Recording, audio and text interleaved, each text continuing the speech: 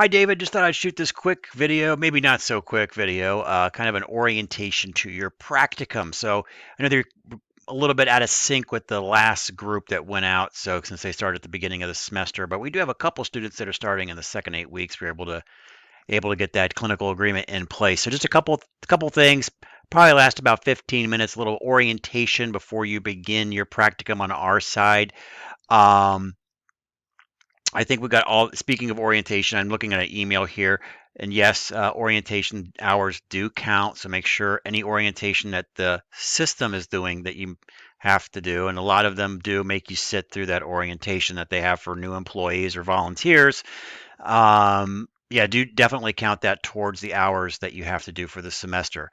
All right, so some things about practicum. It's a pretty easy as far as a course goes from an academic perspective in assignments, and we'll talk about that. The bulk of the grade, though, is really the hours that you do. So you're going to have a log sheet, which is attached to this email. So make sure that you're filling out that log sheet regularly. About every 2 weeks, you're going to submit that log sheet to me, and we'll just have you submit it through email. So the pattern that we have is every week, usually on Monday or no later than Tuesday at the beginning of the week, I'll send an email out to the practicum group, so you'll be added to that and a part of it. And I'll talk about what's due for that week, or just general things to be aware of for that week. Just make sure you're watching that video. It's usually only about 3 to 5 minutes, but it will keep you informed with the, I guess, the activities of the course, if you will, for that week. The assignments that will be due, and don't worry, there's nothing due for at least a couple of weeks. But typically, we'll have students do, and you can see this in the syllabus, but it's really easy. You guys are going to have to do I call it a progress journal. It's a simple, no APA. I'm going to usually ask you a couple questions. You'll write a response to that, in a single paragraph. Any concerns that you're having for that week, any concerns with your practicum, you're going to put that in those progress journals. Again, it's usually typically a paragraph. It's just a nice way to touch base every couple of weeks on what's going on out in practicum. Also, at the same time is when you're going to submit a copy of your log sheet. And what you'll want to do is use your phone to turn it into a PDF, because I know I'm giving you a Word doc there. That's usually the easiest way for students to do it, is they just take a picture of it, turn it to a PDF, and then email that to me. I'm not micromanaging. I just want to make sure that your hours are kind of on track for us to reach the total that you need for the semester. And I think, I know we talked about it earlier. I think you're doing the 1 credit hour version, which I'm double checking here. Yeah, 1 credit hour version. So we have to get 40 hours in by the end of the course. And so as long as we do that, we're pretty much golden. For some reason, if let's say a student was doing practicum and they're supposed to get 40 hours and they only get 20, I mean, that's not a passing grade. We have to get to the 40 hours. There are some extenuating circumstances that can occasionally creep up, but since the course is basically, the grade for the most part is hinged on hours completed in practicum, that's why the log is really kind of your Bible, and to make sure that you're making progress towards that. Now, if there's a week where you don't go to practicum for whatever reasons, you and your preceptor have said this is a week off, that's completely fine. I'm not going to worry about your individual schedules. I'm just kind of looking at the aggregate. We're kind of getting a linear progression towards what you need. If there's dips along the way, one way or the other, I'm totally okay with that. Okay, so work that out, or make sure you're recording your schedule and marking those hours down as you go. Okay. Scheduling wise, as I just mentioned earlier, I really don't care. You and your preceptor work out the schedule. I don't want to see it. I don't need to see it. Eventually, those hours will be reflected in your log sheets, and that's what I'm gonna look for. So you have complete discretion on what you do with your schedule. So as far as assignments due for this particular semester, that's the ballpark all you're going to be doing. Little progress journals literally take you 5, maybe 10 minutes max. and the hourly logs is there's like no time involved at all in that. At the very end of the course, I'm going to have you do an evaluation of your site and your preceptor that you'll share with me. And then your preceptor will do a simple 2-page, um, not even really full 2 pages, but a 2-page evaluation of you. And we're going to ask them to share that with you, and then ask you to share that with us. Now, we can't require your preceptor to do that. If for some reason they don't want to, we can't force them to, and nor is your grade going to be hinged on that. So, but we do think it's important that just like, we need to know, an evaluation process of how people think of us so we can improve or, whatever we might need to do to make sure that we're on track. Last thing you want to do is go through this entire practicum and realize that your preceptor was not very happy with, what you were doing. So we're going to have that, but that'll be towards the end of the course. We'll worry about that in about 6 weeks or so, and I'll give you those forms to complete. Again, they'll be relatively easy. If your preceptor is asking you, well, what do you need me to do? I mean, is there any work I need to do? That will be it. It will probably take them maybe 15 to 20 minutes to fill out the evaluation on you. So we've kind of streamlined that to make it easy on them, but yet provide you enough meaningful feedback that you're getting something out of that. So that's going to be, but again, towards the end of the course.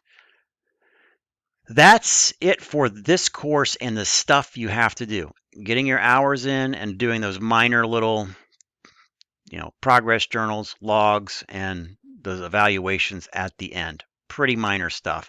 The hard work is obviously the hours that you're doing. Okay, so let's talk about this week and kind of what you should be doing out in practicum. Because I know I've had a lot of videos on this with the other students, and I've mentioned this in other formats, but it's really important to always kind of bring this back up again. So the type of work that we want you to do in practicum is project-based work. So this week, and it sounds like you've already been looking at some of your emails here. I think you've already been talking to your preceptor and you may already have an idea of what you're going to do. But if you haven't done so this week, definitely talk over with your preceptor about what you're going to do there and kind of why you're there and the kind of work that you're going to want to do. And we highly recommend that you talk to your preceptor about doing project-based work. Maybe they have a project they want to do and they haven't been able to do it because they're too busy.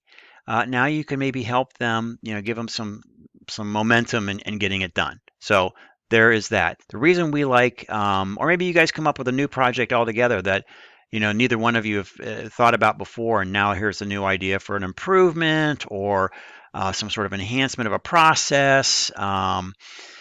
Maybe, I mean, it can be all kinds of things. I use the example that we had one student, this was a couple years ago in the baccalaureate program.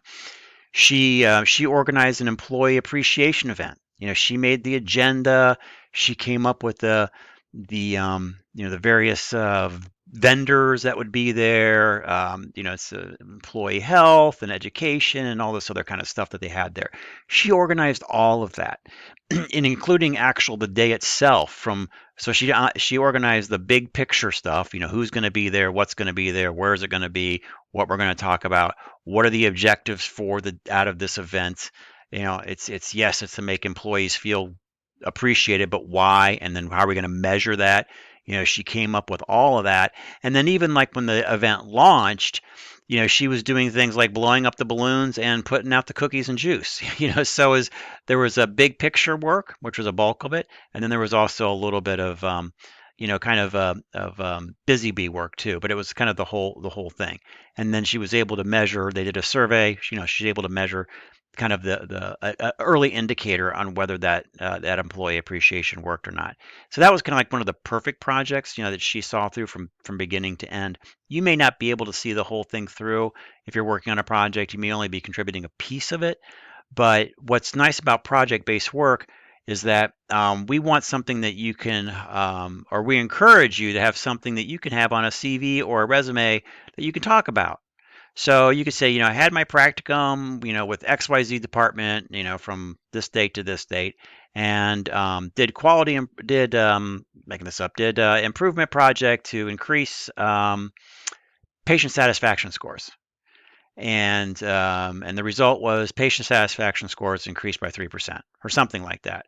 So when you're sitting in an interview, maybe a year from now or 6 months from now, that you can talk about that experience that you had, what you did, what you contributed, and hopefully you can talk about the result. Now, you may not know the result right away because you may leave that practicum site before your project is, completed, but I would definitely loop back with your preceptor and say, "Hey, how did that thing work that we were working on? Did it work? What were the results on that?" So you can kind of finish out the story if you're on it, in an interview. You may say, "Well, I contributed to it. I didn't, I wasn't able to see it out through its completion because it was a very longitudinal project, taking over a year, but here's my contribution. Here's ultimately what all of our contributions ended into XYZ, whatever it was, improvement or whatnot." And even if your project is a failure, let's say it doesn't work, you can always say that, here's what we did, here's how we approached the problem, my contributions, the results weren't as anticipated, but we learned this from the process, which was valuable. The kind of the cliched, you can learn from your failures, which is hopefully we all do. So even a failure, even a project that doesn't do what you intend can be a success too, and something that can be a good talking point interview that may show that you can do stuff and that you can produce results. And that's what people want to hire, people that can do stuff and produce results. So that's one reason why we really like project-based work. So have those conversations with your preceptor about that. So you have a plan. So when you go in there, you kind of know what you're doing. You're not just kind of milling around like, what are we doing today? You kind of have it laid out. So it's your time, and I know this is a pain to do all these hours, but at least your time is kind of contributed in a valuable fashion, and you kind of have a roadmap for what you're doing on when you're in practicum. So there's have those conversations with your preceptor on that. So we want that to be the bulk of your experience. What we don't want you to be doing busy work and stock room cleaning, answering the phones, organizing paperwork. That should not be the bulk of your experience, okay? Now, it might be a little bit of your experience. Like I was mentioning with the student who did the Employee Appreciation Day. Yeah, she was blowing up the balloons and setting up the room and putting the cookies out. But that was, only a small part of the whole picture of what she did. So yeah, so some busy work is okay, and you also want to show that you're a team player, you're willing to pitch in, that kind of thing. We all do busy work. We all do some things that just have to be done that may not be within our job description.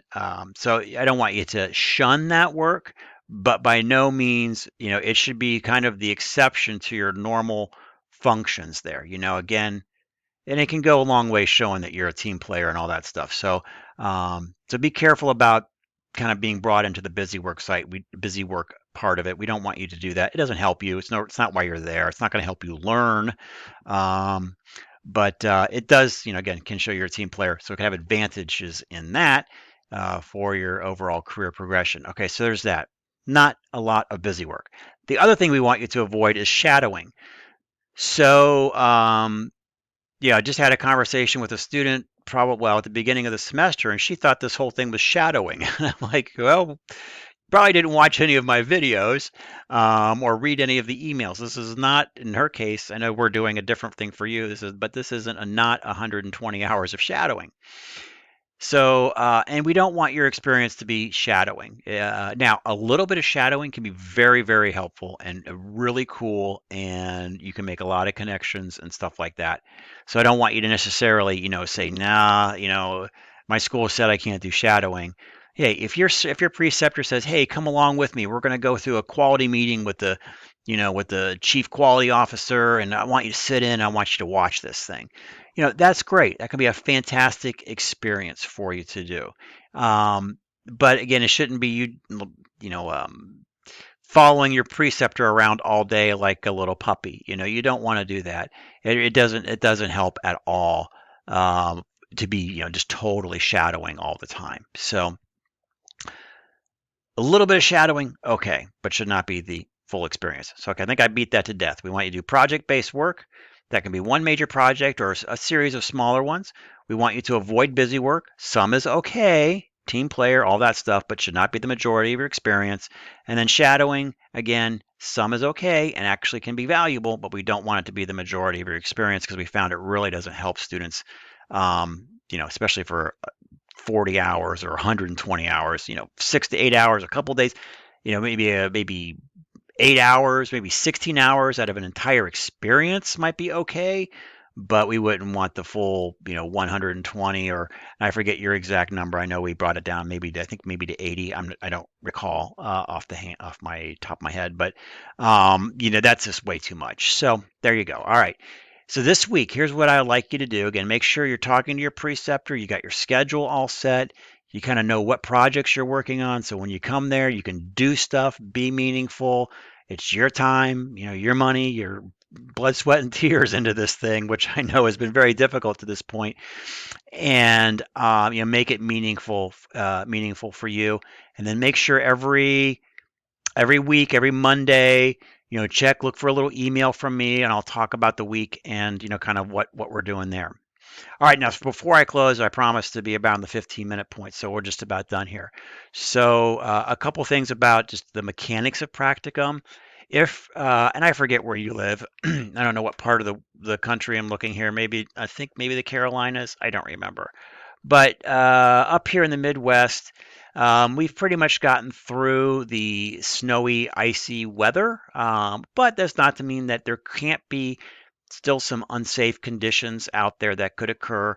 Maybe it's, tornadoes, maybe it's an ice storm, whatever. If there's any time that you feel unsafe, from an environmental perspective and going to practicum, don't go. Don't go. We don't.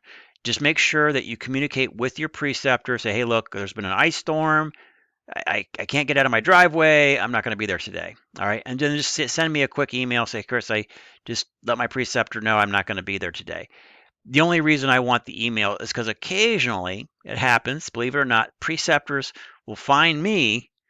And if there's a no call, no show, they sometimes they get really dependent on you. They will call me and say this student never showed up today. So if you send me an email, I can say, look, David left you a voicemail. Check your voicemail. I know there was an ice storm. Just maybe I could have a story to tell if for some reason they contact me. That's all I need to know on that. Now, mostly my discussion on not going to clinical because it's unsafe has usually resulted to about weather. We've got a new thing on the horizon, coronavirus. Okay, there's actually just a college email. We're shutting down all of our land-based classes and going fully online for a few weeks. So there is that. Now, obviously, this will not impact your MHA courses; those are online, so that won't impact that at all. And clinical at this point, all of our clinicals are still, and practicums, same thing, are still going on. Okay, so, but with that being said, so right now, we're still doing practicums. If for any reason you feel unsafe, whether it's ice or coronavirus, because if you're going to a healthcare facility and they're saying, we've got 12 cases in the building right now, that is completely your call. Okay, you can say, I'm not going because I do not feel safe. Doesn't mean we're going to release you from the hours. We might have some creative things with that, but we're never going to put you or ask you to go to a thing that you feel unsafe at. And since we don't know that facility, and we're not, and we do, and even our facilities we do know, we always let the students make the call on their safety. So we're going to let you make that call. Again, if anything should happen like that, make sure you let your preceptor know. You don't want them wondering where you're at. No call, no show kind of thing. And then just, let me know as well. If it is going to be something extended, I've been noodling around some ideas about how we can still make hours, but let's worry about that later. If it happens, if your facility, we're thinking that some healthcare facilities will send students home. If that happens, you're done. Okay, so if your facility, and I forget where you're at, but if your, ABC hospital system says we are no longer taking students at this point, until further notice, then that would include all their colleges, all their nursing programs, radiologic technology, whatever programs are coming into their facilities, including healthcare administration, um, or that you would not be going in. So if you get that notice from your hospital, from your preceptor, let me know, and that changes things obviously as well. If you have any information from them, maybe they give you dates or something like that. If you can just pass those along to me, we'll need to discuss. We may need to get a slightly creative should this happen. But keep an eye on that. It is definitely something that's going across the country, and it's something that we are concerned with. But I think we're definitely positioned more than most programs to get everything done and not to interrupt the learning process for you guys. All right, so there you go. If you feel unsafe, don't go. Just let everybody know if that's the case. All right, that's pretty much it, David. Have a great time out in practicum. Technically, this week is spring break. Okay, so you're not required to be out in practicum, but if for some reason you want to start this week, maybe you have already started this week. I know I got one of your students, your colleagues. She did start during this week, so that's fine. Or you can wait till the official start of the course, which is on Monday. So feel free to go ahead and officially start on Monday. But if you wanted to grab some hours this week, totally up to you. Should anything ever happen in practicum, like I'm going to say more acute situations, more emergency situations, or situations that make you feel uncomfortable, anything kind of weird, it's probably the best way I can say it to students. Anything that's um, again, anything that's uncomfortable that you don't feel is right with practicum, don't hesitate to reach out to me quickly. I ask you to reach out to me quickly. I've got my cell phone number down below. The best thing to do is to text me in those situations. Okay, uh, and they're actually kind of common, to be honest with you. They maybe 1 out of 20 students will have something happen, whatever it is, a workplace conflict or whatever.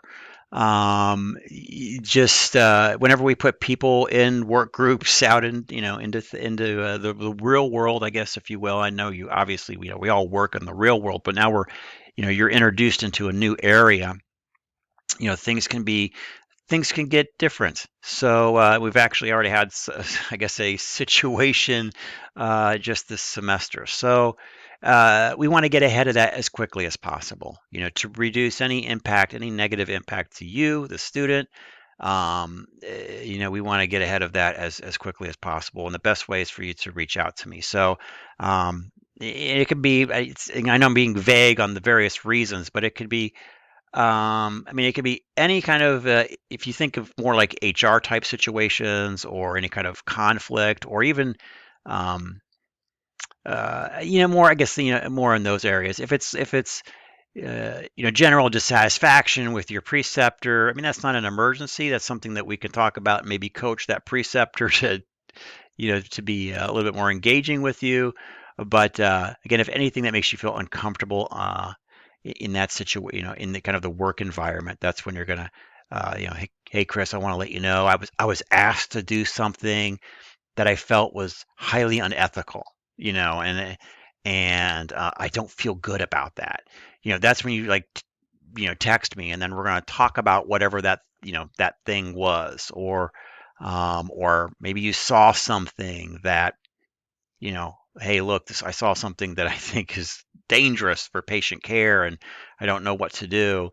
They sound extreme, but those things can happen.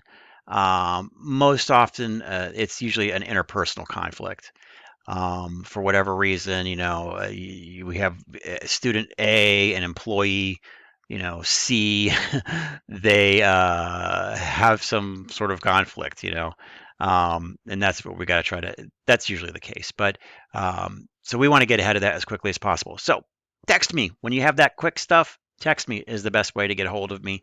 When we have these more slower things that we can talk about, email, that's usually the best way to talk about those longer form, not as acute situations. Okay, that's pretty much it, David. Have a great time out in practicum. Again, look for my weekly videos to keep you on track for the activities that you'll have for that given week. Thanks, David.